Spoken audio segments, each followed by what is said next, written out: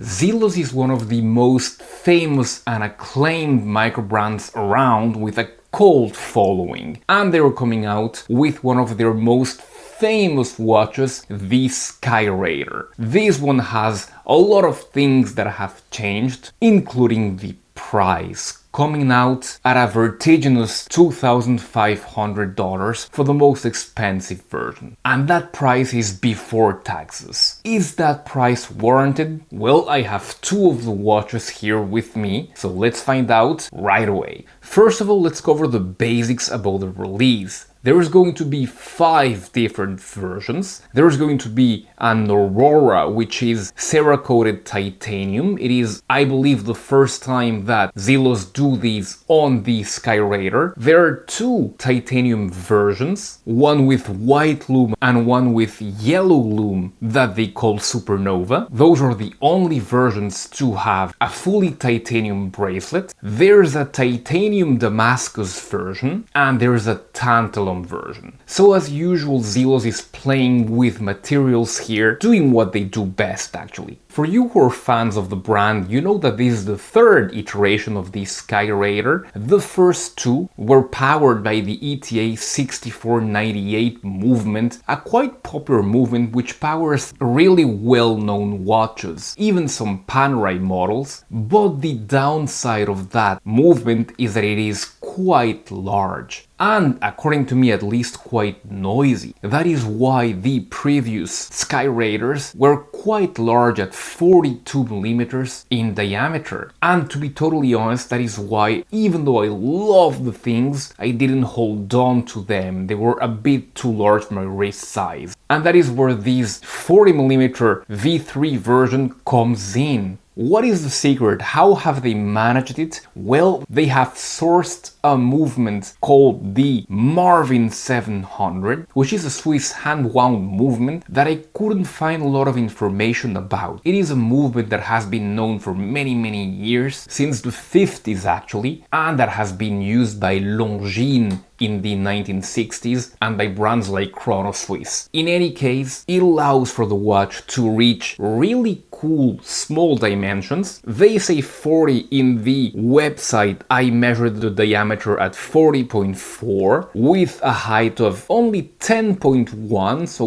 really nice and slim because of that boxed sapphire crystal. I measured the log to log 47mm and the log width is 20mm. The Cerakoted version comes in at only 46 grams, and with all links on, the titanium with the bracelet version comes in at 90 grams. Size for my 6¾ inch wrist, it comes in at only 80 grams, which is great. The movement beats at 3 Hz, 21,600 beats per hour, and as you can see in my version, it is spot on, barely losing or gaining 1 second. Really amazing on that respect. Zelos themselves are not really chatty about this movement, but I found out that the power reserve is around 46 hours. They have done a lot of work to this movement. They have skeletonized it, of course. They have even skeletonized ratchet wheel, which gives you a rough estimate of the power reserve remaining in the watch, when you check the main spring, of course. And if you flip the watch, you can see that in the back they have made some guilloche work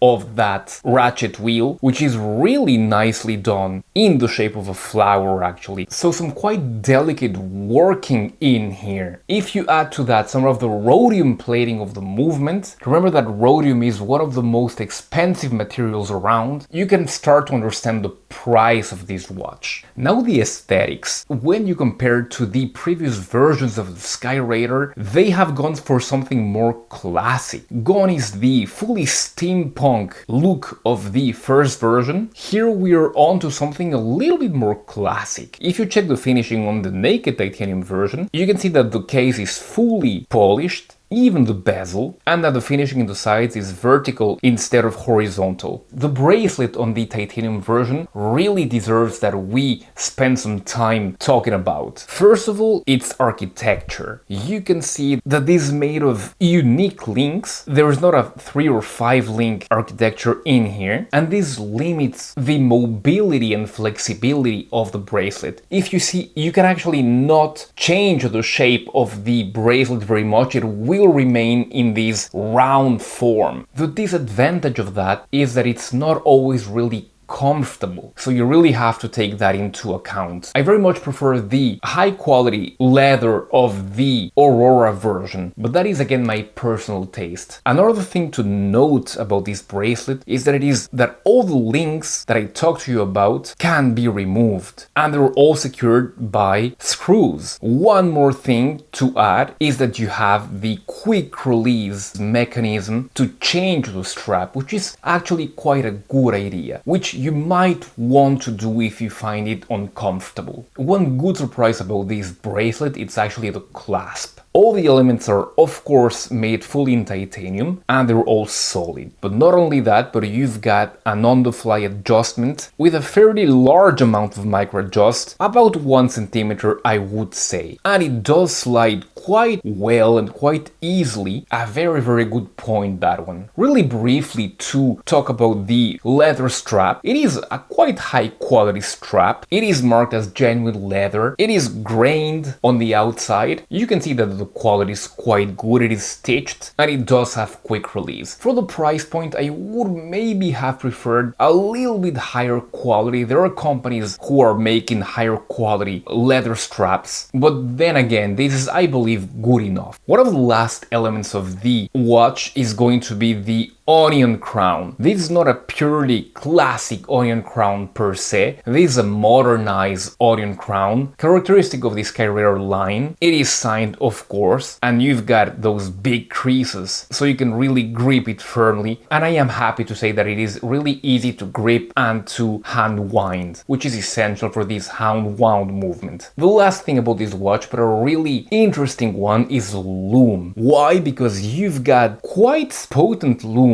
on the hands, a little bit as well on the main indices, on the minute track, and even on the sub-seconds and on the seconds hand. But the really interesting thing is that you've got Lume on the writing at the back of the watch. Really interesting that they have done that in previous versions of the Skyraider, and I do find it really interesting, especially because this being a skeleton watch, you can see it from the front. So what to think of this watch? I believe that there's much to like in here, and I believe that there are some things that can be legitimately criticized. First, what is to like in here? The fact that they have gone to great lengths to produce this watch. All the dedication to source a quite obscure movement, which works great as we have seen, to skeletonize it, to rhodium plate it, and even to apply a little bit of guilloche on it. That is a lot of dedication, and that talks spades about how much Zelos appreciates and wants to invest in this line of watches, which is, according to me, its flagship, Mirage aside, of course. Then there's all the versions that they have done in here. There's of course the rhodiums and the titaniums and everything. Zelos loves to work with all these complex materials actually, which is a pleasure for us. Then there's the fact that they have a lot of dedication in this bracelet. It might not be the bracelet that I prefer, but you can really see that a lot of heart and thought went into these bracelets. Then there's the negatives. The first negative is going to be price. When the Skyraider 1 came out, it was already a pretty expensive watch, but I believe that it cost above 1,000 at launch. That was actually a quite good value proposition. Now we are talking 1,700 for the base version, which goes up to 2,000 after the 28th of February, and 25 for the premium versions, which goes up from the 28th of February as well. And that is before tax. So you really have to start to think what other watches you get for those prices. You're actually talking about possibly Tudor money. So you really have to be a big fan of Zelos watches. Of course, this is much more complex and unique than your basic Tudor, but presented like that, I do believe that they are getting really close to competing with really highly established brands. I believe it works for them because these watches are made in really low quantities. The Arctic version is made only in 50 and the titanium is made only in 75, so they will sell them, of course, but it does make sense. You know they're gonna be selling these watches. They have quite a large faithful base for selling these watches, no problem. So for the company, it does make sense. And I really do believe that for their faithful audience, these watches do make sense. They will be sold out without a doubt. They will even go really fast for the premium tantalums and other versions, and that is well deserved as usual for these really cool and unique brands.